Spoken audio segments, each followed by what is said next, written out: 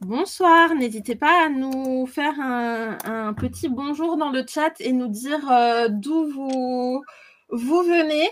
Donc ce soir, on est là pour le thème bien vivre avec son myélome au quotidien. Donc pour ceux qui sont les plus habitués, il y a le chat en bas à droite. Donc vous pouvez noter, nous dire bonsoir et d'où vous venez. Mais pour la plupart, je sais que vous connaissez la chanson. N'hésitez pas aussi dans cet espace-là à poser des questions à nos médecins qui sont là. Et n'oubliez pas que ce n'est pas une consultation privée, parfois ils peuvent pas répondre à vos questions quand c'est trop spécifique. Donc on essaye de généraliser vos questions. Donc on va tranquillement connaître nos intervenants. Je vous propose à la limite de tout de suite vous parler de Mielonet, comme ça après on est tranquille et puis on pourra présenter. Donc Mielonet, c'est la plateforme de la F3M, là où vous pouvez retrouver toutes les informations sur le myélome multiple. C'est assez simple, il vous suffit d'un compte sur laf3m.org, c'est entièrement gratuit et vous suivez les petites flèches de la diapo pour vous inscrire. La toute première fois, là où vous allez y aller, on vous demande deux choses très très simples. Un identifiant qui, s'il vous plaît, ne doit pas être votre numéro de téléphone portable, votre numéro de sécurité sociale ou votre adresse mail. Mettez, je sais pas, votre surnom ou quelque chose que vous aimez ou juste votre prénom, ça peut aussi fonctionner. Et après, on vous demande votre qualité, donc si vous êtes patient, proche ou professionnel de santé. Et vous arrivez donc sur la plateforme et vous pourrez découvrir toutes les actualités. Au-dessus, vous pouvez aller dans les cours, les outils. En fait, tout le contenu du myélome avec toutes les actualités, c'est régulièrement mis à jour et vous trouvez ça par thématique, à savoir que cette plateforme est ouverte 7 jours sur 7, 24 heures sur 24, donc même quand vous faites des insomnies, vous pouvez aller sur cette plateforme. Des tuteurs sont disponibles hors vacances scolaires, mais en tout cas, ils sont disponibles et ils sont souvent dans le même cas que vous. Donc, ils sont souvent patients, proches aidants. Donc, n'hésitez vraiment pas à les solliciter. Et quant à moi, je vais laisser la parole à Sophie et à nos intervenants. À très bientôt. Eh bien, bonsoir à toutes et à tous. Content d'être avec vous ce soir pour cette webconférence sur bien vivre son myélome au quotidien. Nous essaierons de répondre, donc Dr Zontak et Dr Talbot, à vos questions pour essayer d'avoir un quotidien peut-être un peu moins pénible, quelques astuces, voilà, on vit tous des moments parfois difficiles et donc je propose à nos deux médecins de prendre la parole et puis de commencer notre webconférence. Très bien, merci beaucoup Sophie. Donc je vais commencer sur cette webconférence. Donc moi je suis Alexis Talbot, je suis médecin à l'hôpital Saint-Louis à Paris. Très heureux de revenir sur ces webconférences que j'ai connues autour des années 2016-2017, mais très heureux de voir que ça poursuit et de pouvoir reprendre la parole après quelques années passer plus sur de la recherche et moins dédié aux patients. Et sur cette thématique d'aujourd'hui, de bien vivre son myélome au quotidien, je travaille donc dans le service du professeur Arnulf à l'hôpital Saint-Louis, qui est un service qui est entièrement dédié à la prise en charge de cette pathologie qu'est le myélome multiple.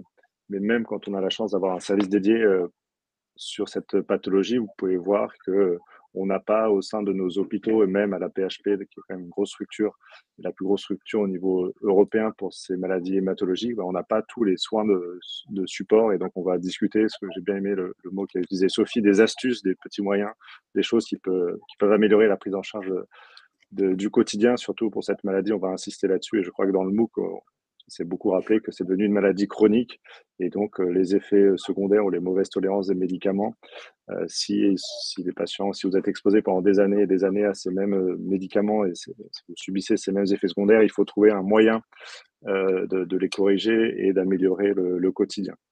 Donc vraiment, ça sort un peu du schéma habituel où c'est des connaissances sur les traitements du myélome, des rechutes ou des thérapies innovantes. Là, c'est plus le quotidien, mais ce qui impacte grandement la qualité de vie. Pendant que je parle, n'hésitez pas à poser des questions sur le chat. Dr Sontag fera en sorte d'y répondre et quand elle parlera, je ferai en sorte également d'y répondre. Toutes les questions, bien sûr, sont les bienvenues. Surtout, merci d'éviter les questions trop personnelles sur des médicaments. Dans ce cas-là, on vous demandera de prendre contact avec votre médecin référent, une consultation dédiée pour y répondre. Je vais passer les quelques slides et après, l'idée, ça sera de faire des questions-réponses et de pouvoir répondre à vos interrogations. Et donc, aujourd'hui, la thématique, c'est les soins de support et les thérapies complémentaires. On va revenir sur les définitions parce que c'est très, très vaste, très large. Et comme j'ai dit, ça couvre toute l'activité quotidienne, jour et nuit, et parfois même l'entourage. Et pour tout ce qui est psychologique et l'entourage, il y aura une prochaine webconférence qui sera vraiment dédiée là-dessus. Donc, l'aspect psychologique, bien qu'il est essentiel sur cette thématique pour de bien vivre avec son myélome, elle sera abordée sur une autre webconférence avec une psychologue dédiée. Je vais passer cette question.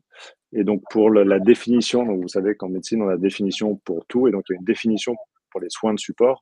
Les soins de support, c'est donc l'ensemble des soins et des soutiens qui sont nécessaires pour les personnes qui sont malades et qui est parallèle au traitement spécifique tout au long des maladies. Donc, c'est vrai qu'il y a probablement cette sensation pour le patient quand il vient à l'hôpital, le médecin, je sors de toute l'équipe médicale, de toute l'équipe paramédicale, mais vraiment le médecin, on est très focalisé sur la maladie, les traitements, parfois par excès, où on peut avoir cette impression que le médecin n'est focalisé que sur ça. C'est quand même la chose prioritaire, principale pour traiter la maladie, pour avoir des temps de rémission les plus longues possibles. Ça, c'est le premier objectif, et on pourra revenir pour les traitements de première ligne. C'est vrai que notre objectif principal en tant que médecin, vous l'avez vu sur les webconférences précédentes, c'est d'obtenir une réponse la plus vite et la plus profonde possible pour qu'elle dure le plus longtemps. Donc parfois, on essaie, comme on dit, de taper le plus fort possible sur la maladie. C'est pas par plaisir, mais vraiment c'est pour obtenir les résultats les plus sur le long terme.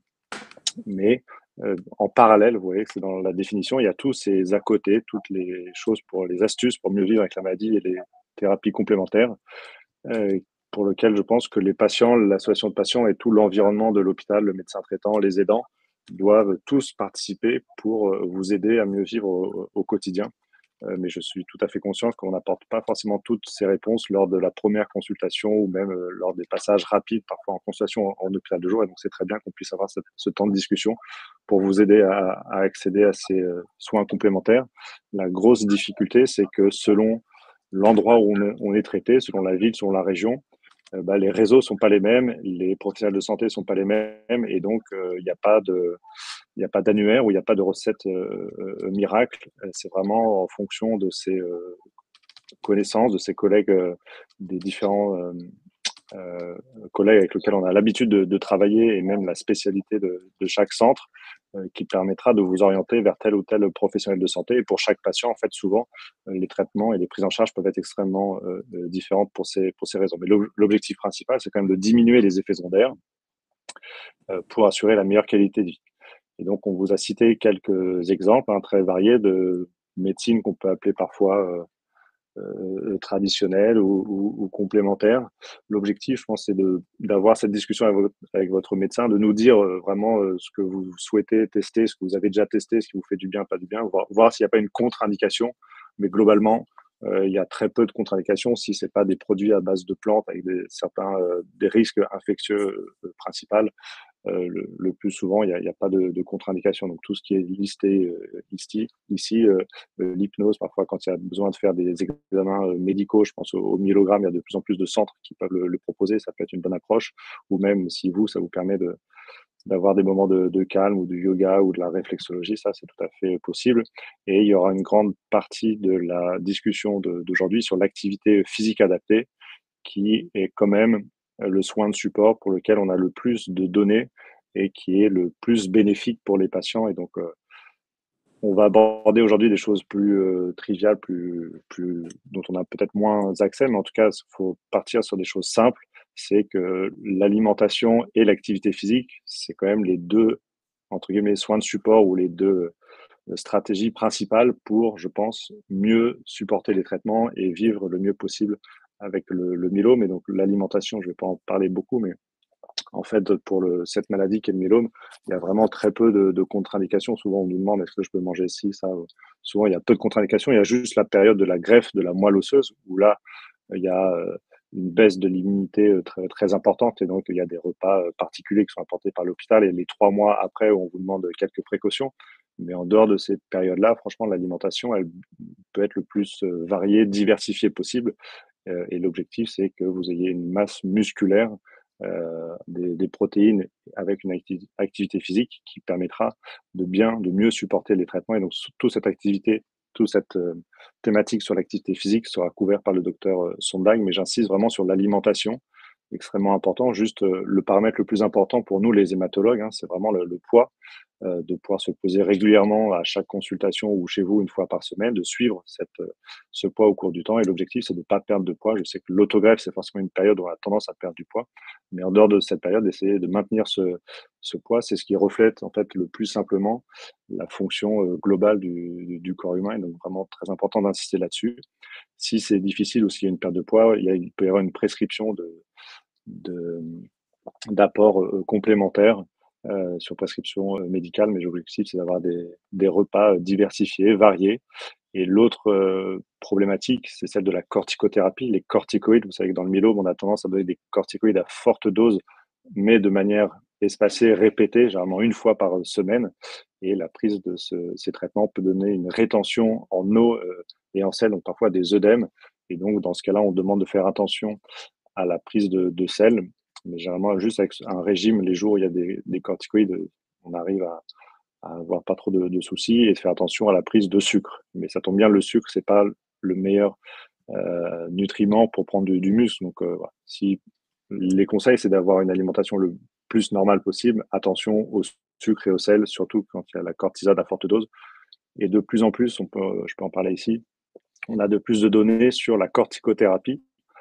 C'est un médicament qui a été extrêmement bénéfique pendant 40, 50, 60 ans dans le myélome. Aujourd'hui, parce qu'on a de nouveaux médicaments extrêmement efficaces, on a tendance à donner des plus petites doses, voire à l'arrêter assez rapidement. Il y a des études menées avec l'intergroupe francophone du myélome qui a montré chez les patients, surtout très âgés, très fragiles, qu'on peut faire des traitements sans corticoïdes.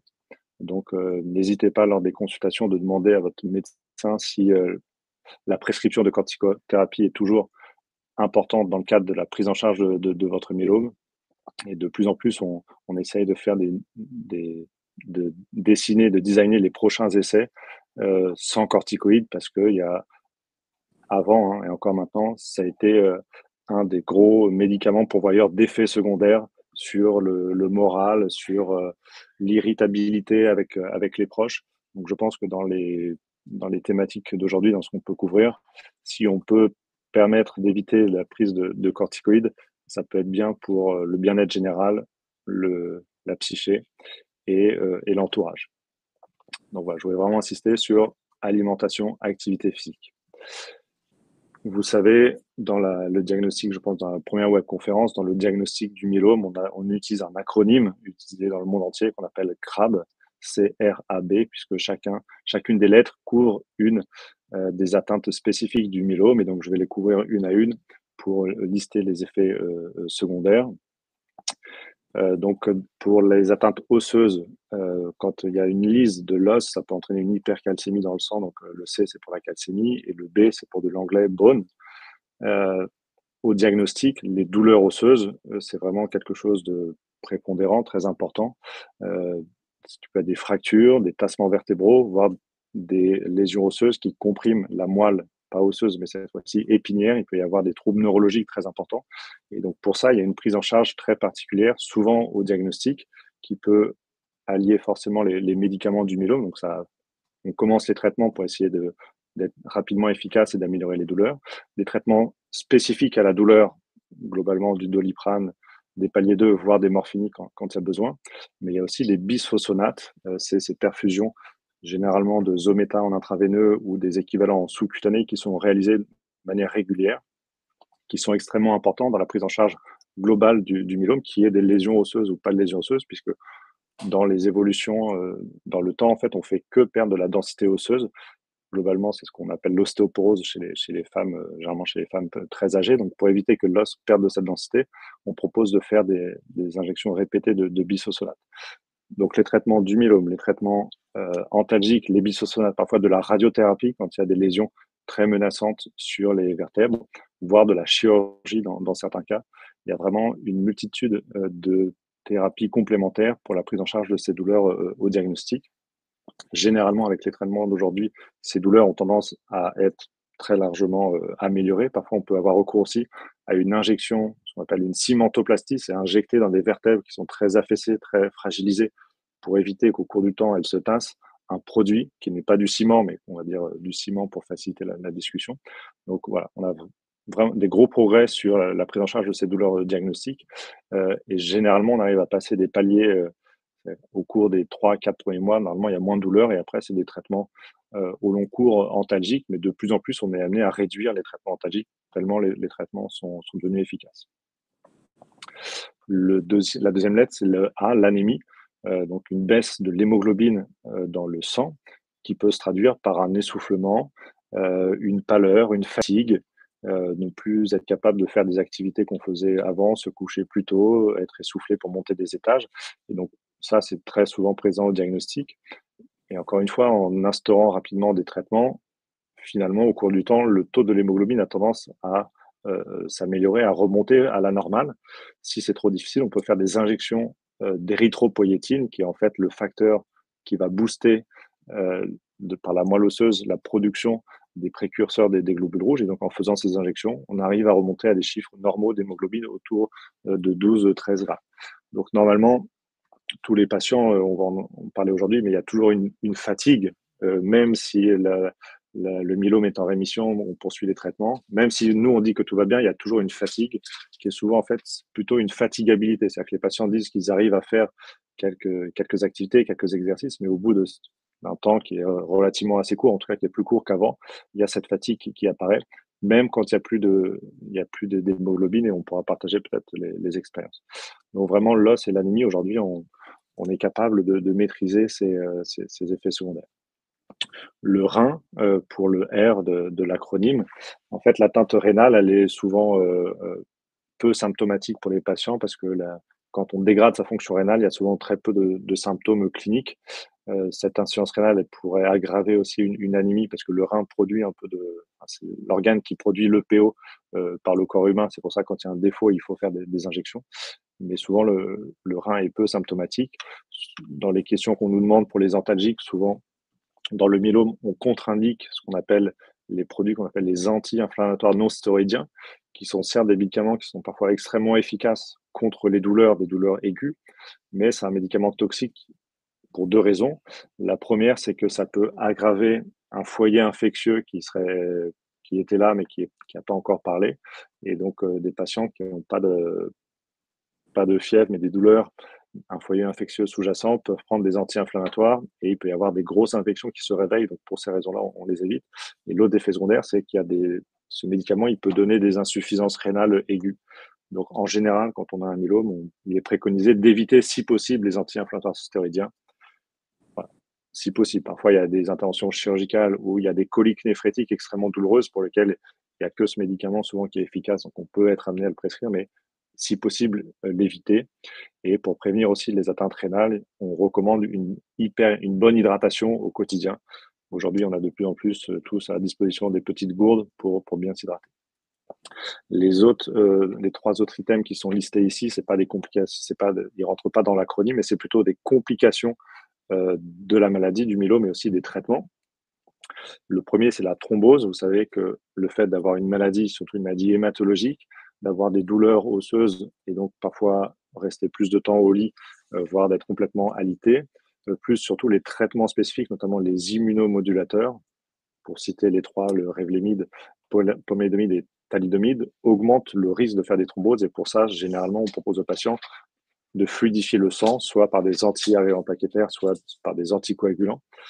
Mais quand même, ça peut quand même arriver d'avoir des thromboses. Et donc ça entraînerait une douleur qui est aiguë, surtout au niveau des mollets, voire une douleur thoracique s'il y a également une embolie pulmonaire. Donc, le fait de donner des anticoagulants de manière systématique et c'est vraiment très important de les poursuivre au long cours, surtout que les nouveaux anticoagulants sont extrêmement bien tolérés, il y a peu d'effets secondaires. Ça fait pas partie du traitement spécifique du myélome, c'est pas dans la top priorité de l'ordonnance, mais ça fait partie des traitements associés qui sont systématiques, surtout quand il y a un immunomodulateur. Et parfois, on a des traitements, des nouveaux traitements qui ne nécessitent pas spécifiquement la prévention de cette thrombose. L'autre complication, c'est les infections. Vous savez que le myélome, il est développé à partir des cellules qu'on appelle les plasmocytes, dont leur rôle physiologique, c'est de produire des anticorps. Et par un rétrocontrôle, en fait, si on a trop d'un seul anticorps, ce qui est le pic monoclonal, ben, le système immunitaire il va produire moins d'anticorps. Donc même si le chiffre absolu, s'il y a ce pic, il y a beaucoup d'anticorps, en fait, il n'y en a qu'un seul qui n'est pas fonctionnel, et donc on est à risque de faire des infections. Donc pour ça, il y a des prophylaxies, on donne des médicaments pour éviter, de faire des infections, mais surtout d'être hospitalisé, de venir à l'hôpital et de faire des infections graves. Donc généralement, on donne une antibioprophylaxie, il y a plusieurs protocoles disponibles. Nous, on utilise classiquement de l'amoxicilline à petite dose le matin et le soir. Il y a d'autres prophylaxies, il y a des prophylaxies pour éviter des infections extrêmement graves au niveau pulmonaire. Et donc pour ça, on donne le cotrimoxazole, le Bactrim. Il y a parfois quelques effets secondaires où il n'y a pas une observance qui est majeure, mais en tout cas, on sait que si le patient prend le Bactrim, il y aura la probabilité de faire cette infection pulmonaire extrêmement grave, elle est quasiment nulle. Et donc, encore une fois, ça ne fait pas partie du traitement spécifique du myélome, mais le fait de prendre ces prophylaxies permettra d'éviter des complications, permettra d'éviter des passages en hospitalisation, et donc c'est extrêmement important. Et l'autre, c'est éviter les complications de herpès virus et notamment de faire du zona, des récurrences herpétiques avec le Zeditrex. Et voilà, ces trois médicaments simples, ça rajoute des prises médicamenteuses au quotidien, mais quand même, par rapport à des patients qui ne prennent pas ces prophylaxies qu'on voit hospitalisés parfois longtemps, parfois il y a des conséquences, notamment le zona, vous savez, ça peut donner des douleurs.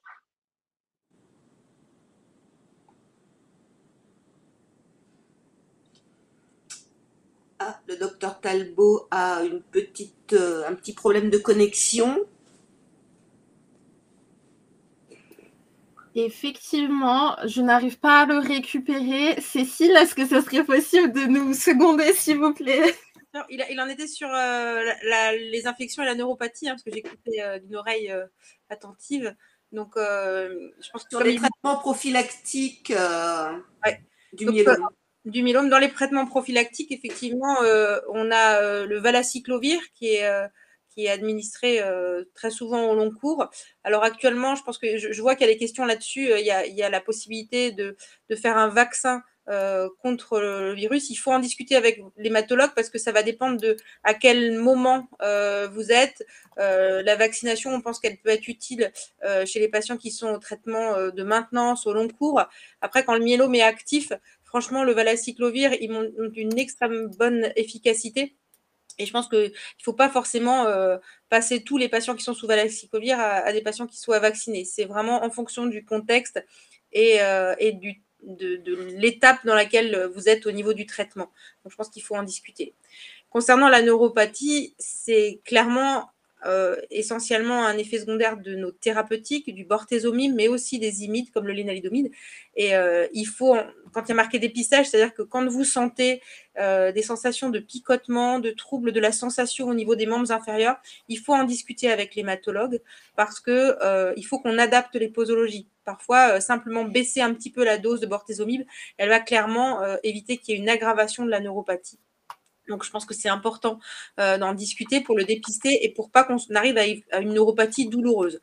Parfois, même si on a diminué les doses, on a une neuropathie invalidante. Et c'est vrai que c'est une grosse difficulté, je trouve, dans le myélome, parce qu'au niveau thérapeutique, on a des moyens, mais on n'a pas des moyens qui soient extraordinaires non plus. Donc, vont être utilisés des médicaments de l'ordre des médicaments neurologiques, donc toutes les thérapeutiques qui vont agir sur le côté douloureux de la neuropathie, mais si vous voulez, parfois le côté agaçant de la neuropathie qui donne une sensation de gêne, si vous utilisez des médicaments d'ordre neurologique, la prégabaline, le Laroxyl, vous avez des gens qui disent « moi je suis complètement assommée par ces traitements » et c'est pénible. Donc c'est vraiment un ajustement qu'il va falloir faire, consultation après consultation, en essayant vraiment de créer un dialogue pour trouver et la bonne dose et la chose qui apaise mais qui casse pas complètement. Il y a aussi des thérapeutiques qui ne sont pas médicamenteuses, qui peuvent être très utiles, l'acupuncture, l'hypnose, la relaxation, le tai chi. Moi, j'ai eu vraiment des patients qui ont dit que les meilleurs résultats étaient obtenus au long cours, non pas avec les médicaments que je pouvais leur proposer, mais avec d'autres thérapeutiques qui agissaient de façon différente et de façon apaisante sur cette neuropathie qui peut être particulièrement agaçante, en fait. Voilà. Je passe à la suite. La douleur dans le myélome, il y a différents types de douleurs. Il y a la douleur du début. La douleur du début, souvent vous avez eu une errance diagnostique pour beaucoup d'entre vous, avec on a mal, on va voir un médecin qui vous dit bah oui, vous avez mal au dos, mais tout le monde a mal au dos à cette époque-là, voilà, avec du coup une sensation de ne pas être écouté sur la douleur du début. La douleur du début du myélome, c'est très souvent une douleur extrêmement vive, qui est insomniante, et pour laquelle il faut, comme vous le disait le docteur Tableau, pas utiliser d'anti-inflammatoires. Donc on va utiliser des morphiniques très souvent, des médicaments aussi tels que le paracétamol. Il ne faut pas le mettre à la poubelle, hein. Ça peut être vraiment un allié en association avec les morphiniques lorsqu'il y a besoin au début. Et puis vous allez voir que les traitements, c'est le meilleur traitement de la douleur, c'est de faire diminuer le myélome en lui-même. Dès qu'on va commencer la chimiothérapie, une partie des douleurs vont vraiment s'amender, et ça va permettre de calmer les douleurs liées à la maladie elle-même. Quand on a des douleurs ailleurs, il faut en discuter parce que c'est un signe d'alarme. Une douleur dans le mollet, ça peut être une phlébite. Des brûlures des membres inférieurs ou des picotements très désagréables, ça peut être la neuropathie. La douleur, elle est aussi, quand c'est au long cours et que le corps il a été finalement imprégné d'une douleur pénible, il peut y avoir aussi une partie qui est liée à comme une espèce de mémoire de la douleur. Et ça, c'est au long cours qu'on va la prendre en charge en essayant de calmer les choses. L'outil d'agir directement sur l'os avec la cimentoplastie, c'est aussi quelque chose d'utile. Il va falloir le discuter au cas par cas. Il n'y a pas de traitement miracle. Et vous allez voir que par rapport à la douleur, on a quand même des capacités d'avoir un arsenal thérapeutique assez large qui va des médicaments comme l'antalgique de palier 1, c'est-à-dire le paracétamol, les morphiniques, des solutions non médicamenteuses comme l'hypnose, la gabapentine et les médicaments qui sont d'ordre neurologique, et puis la capsaïcine qui va agir directement, de façon plus locale. Donc, c'est si vous voulez, un vaste sujet où il n'y a pas une douleur et un médicament qui calme toutes les douleurs du myélome. Voilà. Au cours de la prise en charge d'un myélome, il va y avoir différents moments, différents types de douleurs et différents traitements à pouvoir proposer. Il y a quand même quelque chose que je peux vous raconter, qui est, pour moi, la douleur, c'était le gros de la prise en charge du myélome pendant toute l'histoire du myélome au début, c'est-à-dire de la prise en charge que moi j'ai connue, c'est-à-dire 10 à 15 ans. Et un réflexe que j'avais en rentrant dans ma salle de consultation, c'est de regarder si j'avais assez d'ordonnances pour pouvoir prescrire de la morphine. C'est quand même, avec les avantages thérapeutiques qu'on a eus et avec les efficacités des traitements, quelque chose qui doit disparaître. Donc vraiment, il faut essayer maintenant que nos patients myélomes aient le moins mal possible. Je ne dis pas que c'est possible à tous les coups, mais je trouve que quand même, avec les nouveaux traitements, avec la capacité de soigner plus vite et d'améliorer notre prise en charge, eh bien le patient qui a un myélome, c'est un patient où on arrive à clairement diminuer la douleur, et c'est vraiment notre cheval de bataille, même si parfois c'est complexe et compliqué. On doit pouvoir y arriver ensemble. Il y a aussi besoin de dialogue, d'interaction pour comprendre quel type de douleur. Donc, voilà, n'hésitez pas, si vous n'êtes pas soulagé, à rediscuter avec votre hématologue, pas en l'agressant, juste en lui expliquant avec d'autres mots, parce que parfois, nous, on a notre vocabulaire et puis vous avez le vôtre, et il faut qu'on arrive à comprendre ensemble comment pouvoir vous soulager au mieux, et je trouve qu'on y arrive quand même de mieux en mieux. Concernant la neuropathie, donc, je vous ai dit qu'une grosse partie est liée au traitement. Donc, on a 20% des neuropathies qui sont liées à la maladie elle-même, avec une atteinte des nerfs périphériques, et puis les 3/4 qui sont liés au traitement.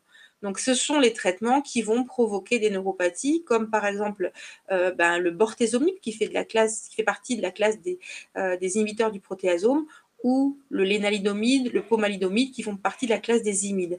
Donc, ces médicaments-là peuvent induire une neuropathie qui peut aller d'une sensation de douleur à juste une sensation bizarre. Vous voyez, c'est un panel de symptômes assez variable. Vous avez des patients qui vont vous dire, j'ai l'impression de marcher comme sur du coton, c'est désagréable. D'autres qui disent que j'ai l'impression d'avoir des chaussettes trop serrées, ou des patients qui vont vous dire, vraiment, j'ai une douleur vive qui est insomniante. Donc, les premiers symptômes sont très souvent des fourmillements, ce qu'on appelle des paresthésies, c'est-à-dire des sensations un peu bizarres dans les mains ou dans les pieds. Et il faut pouvoir en discuter avec votre hématologue pour essayer que ça ne s'aggrave pas. D'accord ? Parfois, on va réaliser un examen qui s'appelle un EMG. Ça, c'est le neurologue qui fait ça et qui va faire un électromyogramme. Il va regarder le passage de l'électricité dans les nerfs pour caractériser la neuropathie. Cet examen, il n'est pas très agréable, mais il va nous donner un peu un degré de neuropathie et il peut être utile pour faire la différence entre une neuropathie induite par la maladie et les traitements et une neuropathie qui serait liée à autre chose, au diabète par exemple, parce que parfois, le patient qui a un myélome, il a aussi un diabète compliqué et un myélome en même temps. Le thalidomide, c'était un des premiers imides, on ne l'utilise quasiment plus actuellement, et c'était celui qui donnait le plus de neuropathie, mais les médicaments de la même classe que le thalidomide, c'est-à-dire le lénalidomide et le pomalidomide, souvent réveillent une neuropathie, et ça fait partie des choses qu'on va arriver à gérer avec vous en mettant en place des médicaments. Le bortezomib est administré actuellement par voie sous-cutanée. Lorsqu'il était administré avant par voie intraveineuse, il donnait beaucoup plus de neuropathique maintenant. Donc, vous voyez qu'il y a des progrès à la fois dans la gestion des médicaments et dans leurs effets secondaires qui sont induits. Donc, c'est clair que la neuropathie, ça ne disparaît pas en un claquement de doigts. C'est casse-pied, c'est vraiment une de vos plaintes les plus fréquentes. Et c'est vrai que parfois, nous, les hématologues, on est un peu démunis par rapport à la neuropathie en se demandant comment est-ce qu'on va faire pour que ça régresse au mieux, pour que vous soyez le moins gêné possible. Et dans ces cas-là, le but, c'est qu'on puisse aussi faire participer d'autres intervenants, les médecins de la douleur, les kinés, les gens qui vont vous apporter de l'hypnose ou de l'apaisement. Et vraiment, je pense que c'est une palette de correspondants qu'il faut qu'on puisse développer avec vous à proximité de votre domicile. Cécile, les massages, par exemple, non, ça c'est pas... Si, moi je pense que c'est très bien le message aussi. si. Par exemple, c'est vrai que c'est quelque chose que j'avais remarqué. Il y a quand on avait encore le Velcade par voie intraveineuse, je me rappelle que j'avais quelques patientes où j'avais moins de neuropathie et en particulier les patientes qui avaient dans leur hygiène de vie le massage quotidien. Vous voyez, quelque chose qui fait partie, comme on prend sa douche, eh bien, on se masse des pieds à la tête, des massages qui sont faits aussi par la femme au mari ou par le mari à la femme, quelque chose qui faisait partie du massage des pieds notamment. Et je pense que si vous n'êtes pas trop chatouilleux, c'est quand même assez agréable en général de pouvoir masser. On ne peut pas masser une neuropathie douloureuse, ça c'est désagréable, mais quelqu'un qui a une sensation de picotement, il faut trouver le type de massage qui soulage. Parfois, ça va être un massage très superficiel. Il y a des patients qui préfèrent un massage un petit peu plus profond et je pense que si on y ajoute en plus de l'hydratation, c'est-à-dire en utilisant simplement des crèmes, du Dexéril ou des crèmes hydratantes, ça va permettre aussi d'enlever des effets cutanés de nos traitements qui sont la sécheresse cutanée et qui est souvent quelque chose qui embête aussi les gens. Donc je pense que c'est une très bonne chose. Ouais. La fatigue, oui. Alors, je veux dire, tout le monde est fatigué, moi y compris, mais la fatigue dans le myélome, c'est un truc casse-pied. Et vous nous le décrivez souvent comme j'ai du mal à être concentrée. Pour certains patients, il y a une espèce de stress de je dois dormir l'après-midi. Moi, je rassure les patients, c'est pas grave de faire la sieste. Au contraire, je pense que c'est une très bonne chose d'avoir un moment de repos et de calme dans l'après-midi. C'est pas quelque chose que vous devez percevoir comme étant pathologique. Donc, il faut se reposer, il faut accorder du temps au sommeil et du sommeil de bonne qualité. Mais lorsque la fatigue, elle va avoir des répercussions sur le quotidien, c'est parfois difficile. Donc, il faut arriver à trouver comment faire pour lutter contre la fatigue, traiter la cause. Hein. S'il y a une anémie, par exemple, ça induit une fatigue particulière. On va dire, je monte 2 escaliers et j'ai l'impression que je suis complètement essoufflée. Donc ça, c'est des choses où on va pouvoir agir en utilisant de l'EPO, par exemple. Et puis après, il y a de la fatigue musculaire globale, parce que quand on a mal, quand on est anxieux, quand on ne bouge moins parce qu'on a mal, oui, on va perdre au niveau musculaire, et c'est là que l'activité physique adaptée, elle a sa place pour lutter contre la fatigue. C'est parfois un peu contre-intuitif, en vous disant je suis fatiguée, on vous répond faut aller bouger, mais il faut penser que l'activité physique adaptée régulière et douce, c'est quand on a corrigé ce qui intervient autrement sur la fatigue, ça fait partie des possibilités thérapeutiques qui sont vraiment efficaces. Alors, on y vient, l'activité physique adaptée. Je vous ai mis exprès une image où on va de la marche avec un déambulateur, la marche entre 2 barres parallèles, à un patient qui soulève des haltères. Donc, c'est varié, en fait. L'activité physique adaptée au myélome, c'est vraiment trouver dans l'état où on est, la façon de pouvoir bouger. Le but, c'est de lutter contre la sédentarité. Le but, c'est pas de faire des marathons, hein, c'est vraiment de trouver le moyen de bouger, parce que ça va vous améliorer sur le plan musculaire, ça va stimuler l'immunité et ça va avoir une action sur le moral. Moi, je le vois rien qu'au dos des patients, en fait. Quand je regarde leur dos, je me dis, OK, il y a quelqu'un qui arrive, même si on est dans une situation complexe, à garder une stature et des muscles érecteurs du rachis, c'est-à-dire les muscles qui vous maintiennent en position assise en bonne qualité, ou on a quelqu'un qui est complètement affaissé, qui n'a plus aucune musculature, et ça va risquer d'aggraver une situation douloureuse. Donc, on essaye de vous encourager à trouver le bon moyen. Moi, je vous dis et je vous redis qu'un patient qui a un myélome, il a le droit à une prise en charge kiné au long cours.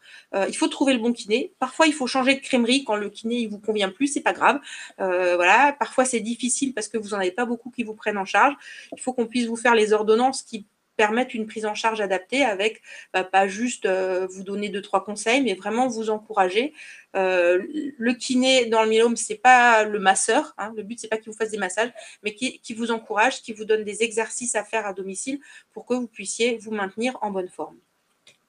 Si on regarde un petit peu les recommandations OMS de l'activité physique adaptée, vous allez voir qu'il n'y a pas grand monde qui le fait, hein, parce que l'OMS dit que pour être en bonne forme, il faudrait faire de l'activité physique régulière. Alors, 30 minutes par jour, 5 jours par semaine, ça, c'est de façon générale. Vous voyez que c'est énorme, hein.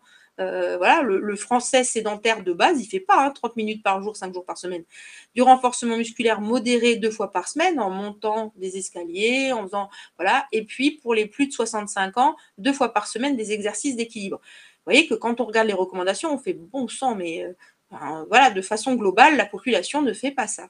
Parce qu'on a de plus en plus la capacité d'appuyer sur un bouton et d'être servi, de prendre une voiture, voilà, je pense qu'il ne faut pas être dans un mode de reproche, il faut trouver, moi c'est vraiment ça le message que je voudrais vous donner.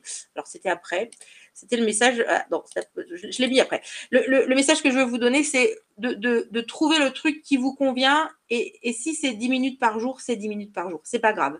Il ne faut pas vous fixer des objectifs horribles, mais plutôt de la régularité et du bien-être, de trouver.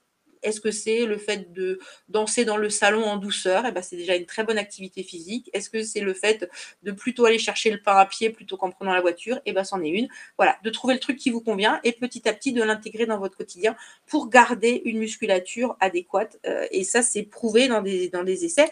Donc, c'est lutter contre ça, en fait. Donc là, j'ai remis cette photo que je montre souvent, parce que c'est souvent ce qui va vous être proposé de tout fait. Donc, je vous ai quand même mis les bêtises qu'on peut avoir, ce qu'on appelle les fake meds, c'est-à-dire les mauvaises médecines. Vous voyez, de l'homéopathie de Revlimid, j'en vois encore, moi, à Strasbourg. C'est-à-dire, j'ai vu du 9, du 12, du 5 CH. On vous dit, c'est pas grave, pour mieux supporter nos traitements, prenez-le en homéopathie. C'est de la foutaise et c'est dangereux. De l'homéopathie de rayon X, vous vous doutez bien qu'on ne peut pas foutre du rayon X dans des granules, donc c'est pas possible. Et ça, je trouve que c'est à la base donné en disant ça va accompagner votre traitement, mais au contraire, c'est dangereux parce que certains patients disent au bout d'un moment, je préfère le lénaïdomide en homéopathie que en comprimé. Pareil pour tout ce qui pullule de je stimule votre immunité avec des comprimés, c'est de la foutaise. Vous avez plein de trucs. Ces comprimés-là, c'était quasiment 200 € par semaine. à prendre des médicaments qui sont censés stimuler les cellules NK, c'est complètement débile. Ils vous mettent que ça contient du bêta-déglucane, du maïtei, du reishi, ça fait chinois, ça fait voilà. Ils vous font un emballage un peu Deutsche Qualität là, en mode c'est très bien, c'est quelque chose qu'on connaît depuis longtemps. C'est faux. Il n'y a pas de médicament qui stimule l'immunité. Hein. Pour stimuler l'immunité, il faut avoir une alimentation équilibrée et il faut bouger. C'est ça les médicaments, c'est pas des pilules, ça s'achète pas en comprimé. Et puis ça se trouve dans le quotidien et il faut arriver à l'apporter comme ça. Vous n'arriverez pas à trouver en gélule un stimulant de l'immunité tout fait. Alors, bien évidemment, pour l'immunité humorale, le fait d'avoir parfois l'administration d'immunoglobulines, ça, c'est une bonne chose. Hein, c'est quelque chose qui fait partie de votre traitement, mais vous n'aurez pas ça en comprimé, en tout cas pas pour l'instant. Ça va, Alexis? Tu as réussi à te reconnecter? Il y a des problèmes de support aussi à l'hôpital, donc j'ai changé de bureau. Tout à fait. Donc, j'ai repris la suite. Je te passerai la main pour les questions. Je termine juste avec comment est-ce que l'activité physique améliore l'immunité. Donc ça, c'est vraiment des preuves scientifiques qui montrent que quand on bouge, notre corps il va sécréter des cytokines et ces cytokines vont permettre à la fois d'augmenter notre masse musculaire et aussi d'augmenter notre capacité à nous défendre contre les infections. Donc le but, c'est de trouver le sport qui vous permet, vous donne envie de sourire. Donc, il ne faut pas être dans la souffrance dans l'activité physique. Et puis, il faut travailler sans impact. Donc, non, si vous dites que je veux faire du parachutisme ou du VTT en descente, je pense que l'hématologue vous dira c'est peut-être pas bien ce qu'il faut, mais il faut trouver le truc qui vous plaît. Là, je vous ai mis en photo deux winners, je les appelle comme ça. C'est vraiment deux patients qui sont arrivés en haut du haut neck. Donc, c'était une ascension. Mais avant ça, ils ont fait vraiment de façon très régulière une reprise du renforcement musculaire pour pouvoir arriver à gravir une petite montagne. En Alsace, on n'a pas les Alpes, hein, mais je pense que ça traduit bien le fait que vous ne devez pas être exclu parce que vous avez un myélome de l'activité physique adaptée. Et c'était encore il y a peu le discours qu'on donnait en disant attention, vous êtes fragile, il ne faut pas bouger. Il y a la première phase de prise en charge des douleurs qui est indispensable. On ne fait pas activité physique si ça déclenche une douleur, c'est pas ça le but. Il faut que ce soit ce qui vous permet de vous donner envie de sourire, c'est-à-dire quelque chose que vous allez faire régulièrement, qui vous fait pas mal et qui vous remuscle en fait de façon globale. Donc le travail sans impact, c'est quelque chose auquel il faut être vigilant. Aussi avec les kinés, hein, pas de truc où on va vous mettre des massages avec de la percussion, surtout pas. Vous devez être quelque chose on doit être dans le renforcement musculaire de façon régulière, travail d'équilibre, travail de la proprioception, c'est-à-dire de la capacité à comprendre comment est mon corps, est-ce que je suis vers l'avant, est-ce que je suis vers l'arrière, et ça parfois c'est perturbé par la neuropathie notamment. Cécile, l'ostéopathe. Alors l'ostéopathe, c'est toute une difficulté parce que moi je me rends compte qu'actuellement tous les patients myélomes que je vois en première fois, quasiment, ont vu l'ostéopathe avant le médecin. C'est là où c'est un peu le danger, en fait. Parce que vous allez sur Doctolib, un rendez-vous chez un ostéopathe à 50 €, vous l'avez en 2 jours.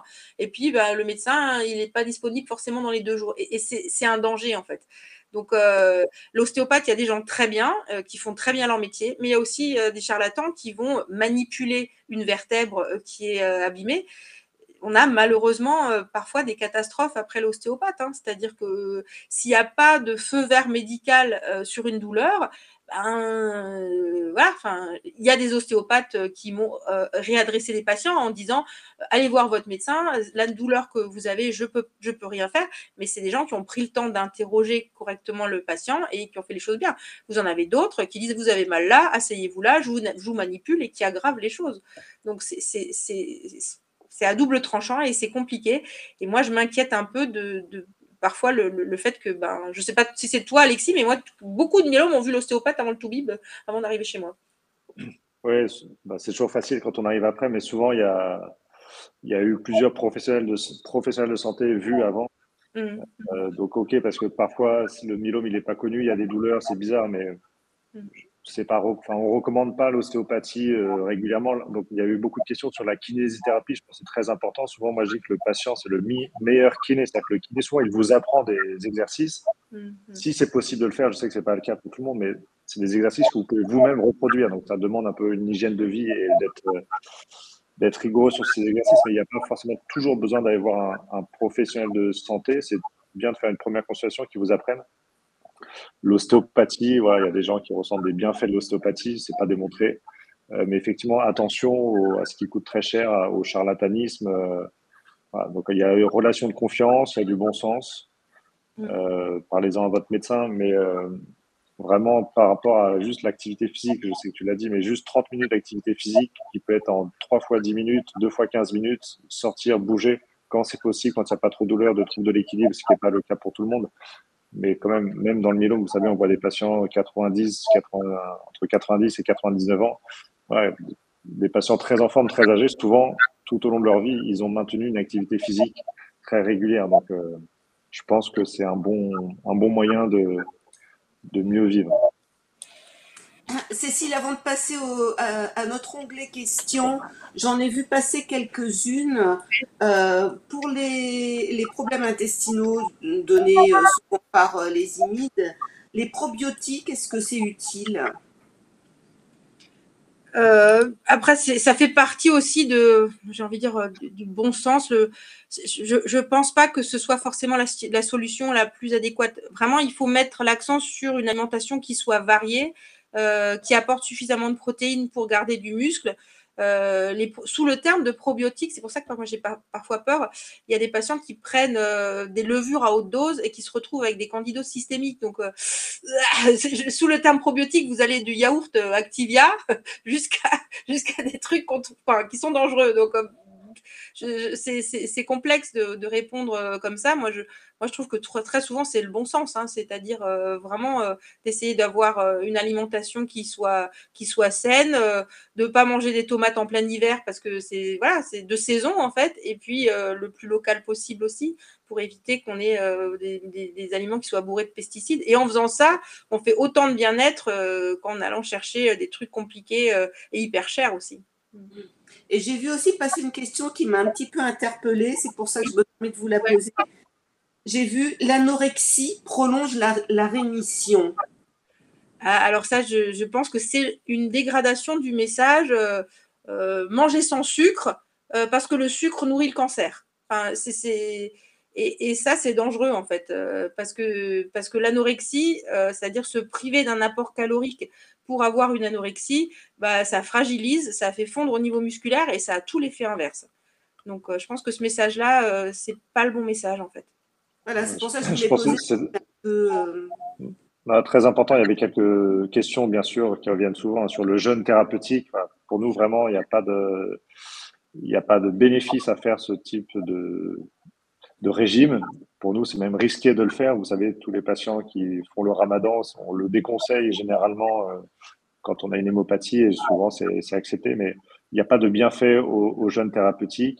Alors, vous forcez pas à le faire en pensant que ça va mieux aller, que ça va aider à traiter votre maladie, surtout. Après, si certains le font et ils se sentent bien avec, voilà. Mais pour nous, c'est vraiment pas une recommandation. Ce qu'on veut, c'est que moi, souvent, je dis aux patients, quand ils me disent qu'ils ont grossi après les fêtes, voilà, nous, c'est des choses qui nous font plaisir, mais qu'on accepte, et on se dit, quelqu'un qui prend du poids, à la condition que ça soit pas de l'œdème, c'est pas de l'eau au niveau des mollets ou de l'œdème pulmonaire. Si c'est juste parce qu'on a fait la fête et qu'on a bien mangé, voilà. Moi, je préfère ce type de retour en consultation, et souvent, je dis que c'est un signe de bonne santé de prendre du poids si c'est pas de l'eau. Plutôt que de favoriser le jeûne. Et je voulais aussi poser une question. J'avais dit à ces personnes que je la poserais. Pour se faciliter la vie, quand on a beaucoup de médicaments à prendre, c'est pas toujours facile. Qu'est-ce que vous conseillez pour ne pas se tromper, pour se simplifier la vie par rapport à ces traitements? Oui, j'avais vu cette question. Je pense que c'est important que les patients puissent comprendre leur ordonnance. Souvent, on essaye de classer par utilité les médicaments. Souvent, moi, je mets les médicaments du myélome tout en haut. Donc, on va pas les citer, mais les traitements oraux ou les corticoïdes. En dessous, les prophylaxiques que j'ai cités, Clamoxyl, Bactrim, Zelytrex. Et en dessous, les traitements associés, notamment les anticoagulants. Et en dessous, ce que j'appelle les 6 besoins. C'est-à-dire que 6 douleurs, 6 douleurs abdominales, 6 constipations. Donc, je pense que lister sur l'ordonnance, mais bon, ça, c'est le rôle du médecin d'essayer de rendre les choses claires. Donc, là, que le patient sache à quoi sert tel médicament. C'est-à-dire de juste Il y a des patients, parfois, on leur prépare les médicaments et ils prennent sans savoir ce que c'est. Ça arrive à l'hôpital, mais au bout d'un moment, je pense que c'est important de savoir, et souvent c'est le cas dans les consultations quand on suit les patients depuis longtemps, savoir à quel médicament correspond telle pilule. Et sinon, il y a des aides, soit si on a des doutes sur l'observance, si on pense que le patient, ça va être difficile de prendre les médicaments, on peut prescrire un passage infirmier. Donc ça veut dire que quelqu'un de l'extérieur vient donner les médicaments 1 ou 2 fois par jour. C'est vraiment un suivi de très près. Et sinon, l'autre alternative, c'est un pilulier. Donc, pour beaucoup de personnes, un pilulier, ça veut dire dégradation de personnes très, très âgées. Mais voilà, il y a des patients jeunes qui ont un pilulier. Comme ça, 1 fois par semaine, on range tous ces médicaments. On est sûr de ne pas oublier. Ce qui est très important pour nous, les hématologues, c'est d'être sûr de l'observance. C'est-à-dire qu'on soit sûr que vous preniez les médicaments qui sont prescrits.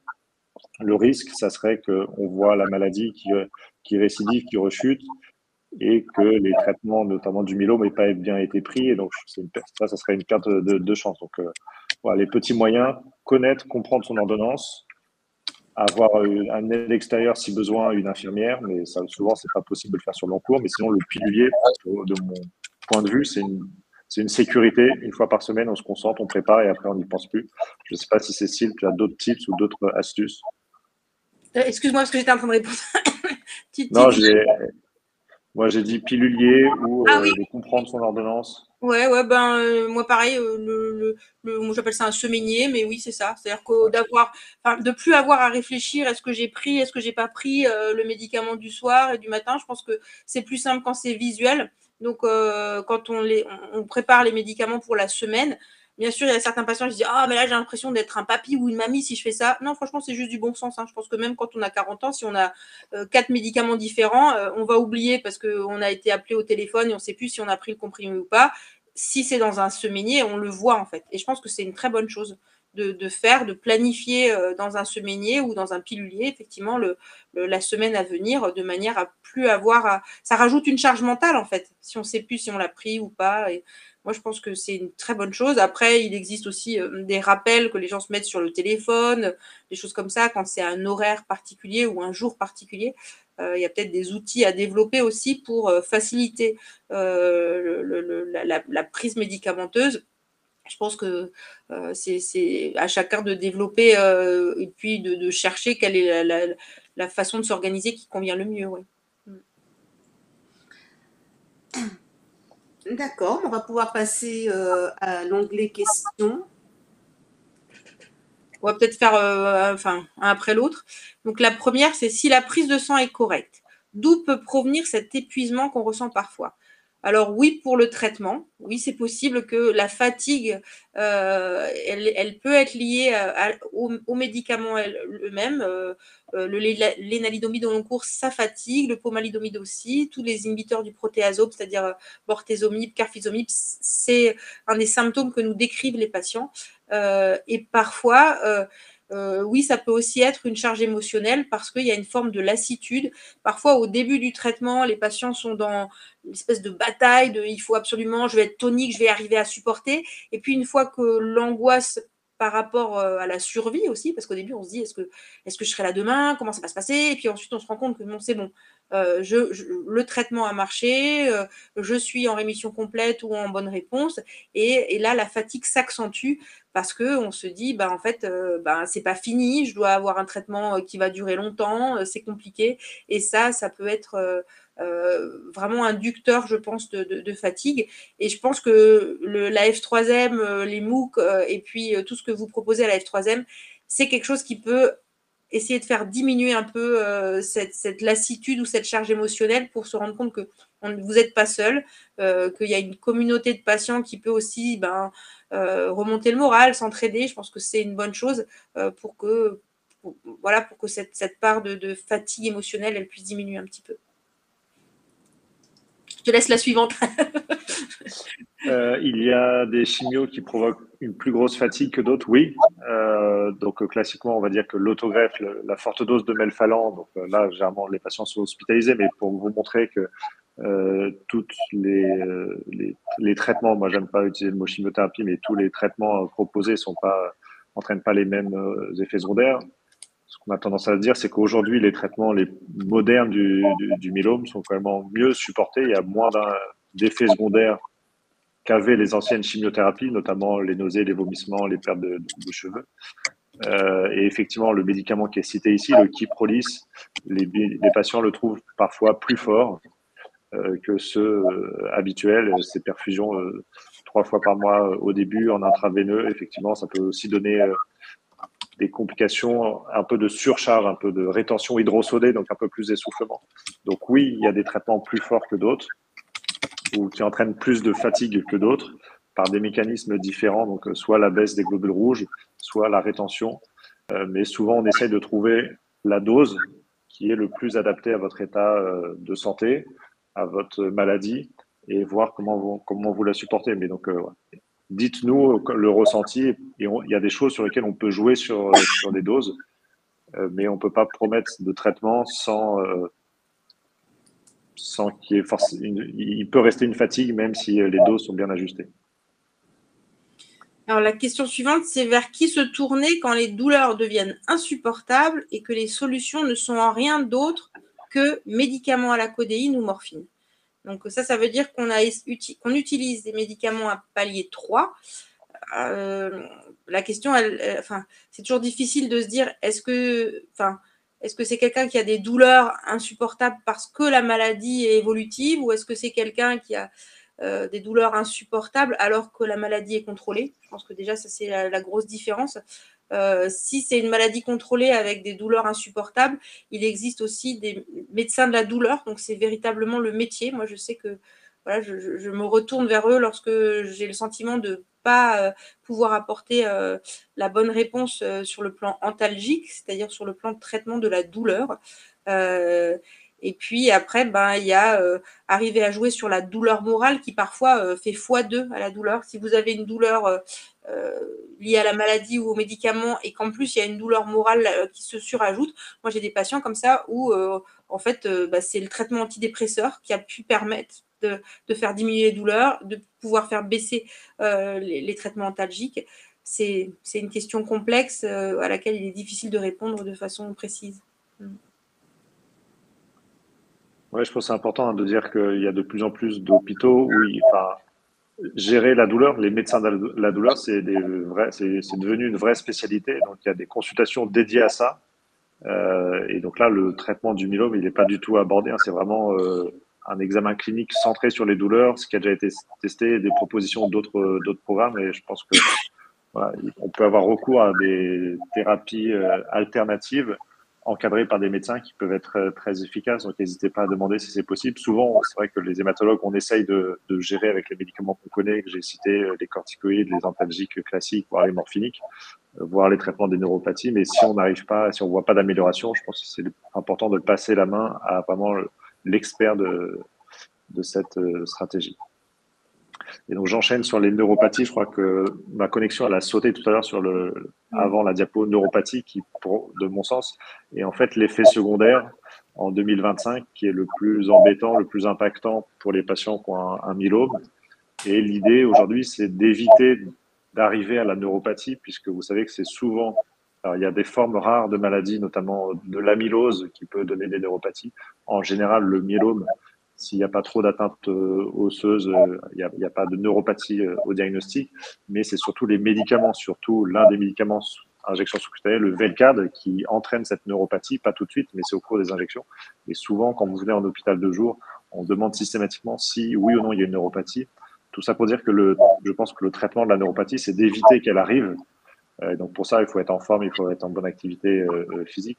Mais s'il y a un début de neuropathie qui apparaît, donc des fourmillements de bout des doigts, des bouts des pieds, une anesthésie, une sensation bizarre, qui est permanente, parce qu'on peut tous avoir des petites sensations bizarres, mais pas permanentes. Mais si c'est permanent, il faut nous le dire rapidement pour qu'on puisse baisser les doses, voire qu'on puisse proposer d'arrêter ces médicaments. C'est vraiment quand les injections, elles sont répétées, malgré le début de la neuropathie, elle peut s'installer, cette neuropathie. Et il y avait aussi avant des anciens immunomodulateurs comme la thalidomide, à l'époque où on n'avait pas la Revlimid et la polydomide, qui étaient pourvoyeuses très fortement de thalidomide. Aujourd'hui, il y a d'autres alternatives et on peut trouver d'autres moyens. Donc, vraiment, le remède aujourd'hui, mais c'est plus les conseils pour nous tous, c'est d'éviter de trop donner les médicaments qui peuvent donner ces neuropathies. Si elle est là, il faut prévenir il faut qu'on vous prévient, mais c'est vraiment des douleurs neurologiques qui sont extrêmement dures et extrêmement rebelles à s'améliorer au cours du temps. Et donc, il y a plusieurs de stratégies alternatives. Généralement, les traitements de la douleur spécifique, comme quand on a une fracture osseuse, ne marchent pas. C'est des douleurs, c'est des antalgiques particuliers, plus sur le neuropsychique ou des anticonvulsivants, des médicaments qu'on donne parfois en cas de crise d'épilepsie, qui peuvent être efficaces. Mais souvent, on introduit ce type de médicaments qui peuvent avoir eux aussi d'autres effets secondaires. Donc, c'est difficile. L'objectif, c'est d'éviter que ces neuropathies apparaissent. Tout à l'heure, vous avez parlé de gabapentine. Justement, il y a une question, gabapentine ou prégabaline, c'est la même chose? Oui, enfin, il y a plusieurs classes thérapeutiques. Dans ces classes, il y a plusieurs médicaments disponibles. Je pense qu'il faut en essayer plusieurs, voir s'il y a une amélioration. Si ça améliore la neuropathie, très bien, on les continue.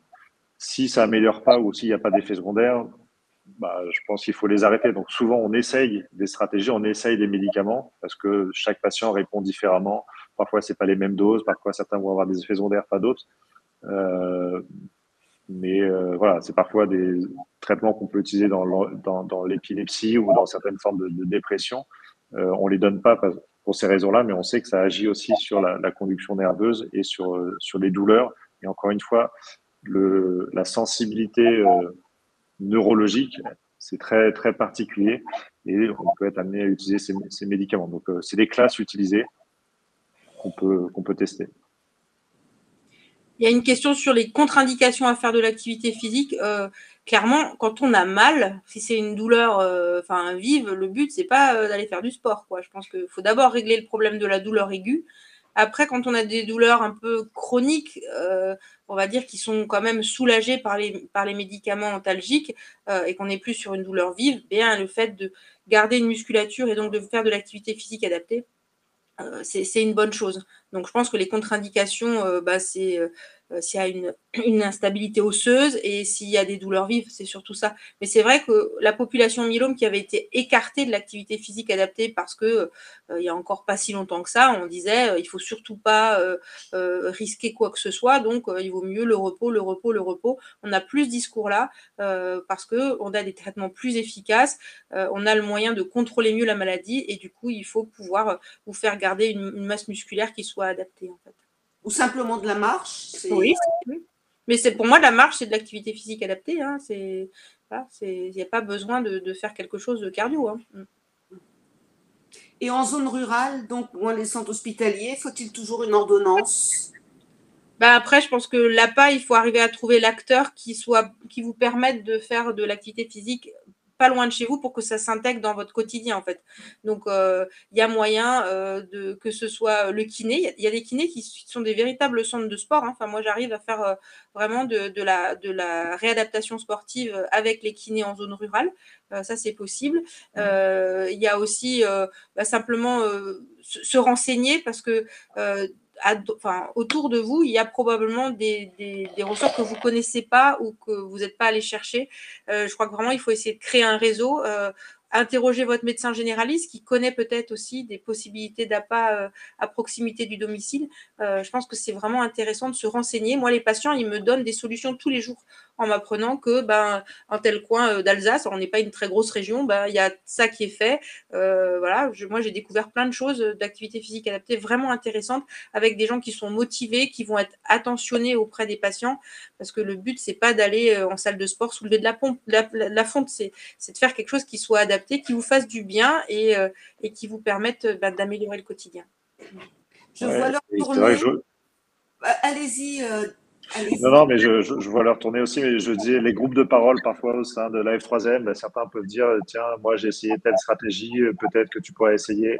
Je pense qu'il y a ce réseau qui est très important. Malheureusement, à l'hôpital, il n'y a que quand on est hospitalisé qu'on a facilement accès au kiné, à la diète, à la psychologue. En dehors, c'est toujours plus difficile. Et donc, totalement d'accord pour le médecin traitant, le maillage, l'entourage, le réseau qui est important. Pour finir la liste des questions, donc il y avait quelqu'un qui parlait de VRD pour vitalité, résilience, détermination. Ça, c'est super, je suis d'accord.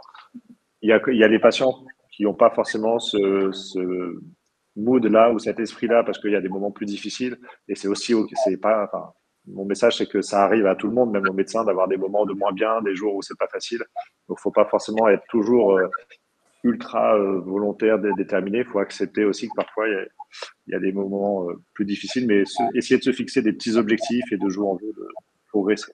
Pour le risque d'accoutumance, oui, il y a des risques d'accoutumance. Quand on a mal, il faut prendre les traitements contre la douleur. Et souvent, c'est au cours des consultations, vous avez vu les différentes étapes au cours du soin du myélome. Mais souvent, lors des consultations chez des patients qui sont déjà avancés dans leur maladie, mon objectif, c'est de petit à petit de réduire, de simplifier l'ordonnance pour justement limiter au maximum les toxicités au long cours. Mais oui, les produits, les antalgiques, les paliers 3 ou d'autres médicaments, il y a risque d'accoutumance. Le message, c'est si on a mal, faut les prendre et on augmente les doses pour que la douleur soit soulagée. Mais le jour où on a pas mal, tout de suite de réduire pour éviter ces complications au long cours. Eh bien, Audrey, je vais te repasser la parole pour terminer cette webconférence encore bien passionnante. Audrey? Oui, ça passe toujours trop vite et il y a toujours tellement de choses à dire que c'est toujours compliqué. Donc, dans le chat, pour ceux que ça intéresse, il y a le lien pour la prochaine webconférence qui se déroulera mardi le 28 janvier avec Karine Kreuter. C'est sur quand les autres ne me comprennent pas. Donc, n'hésitez pas à vous inscrire. De toute façon, vous allez avoir un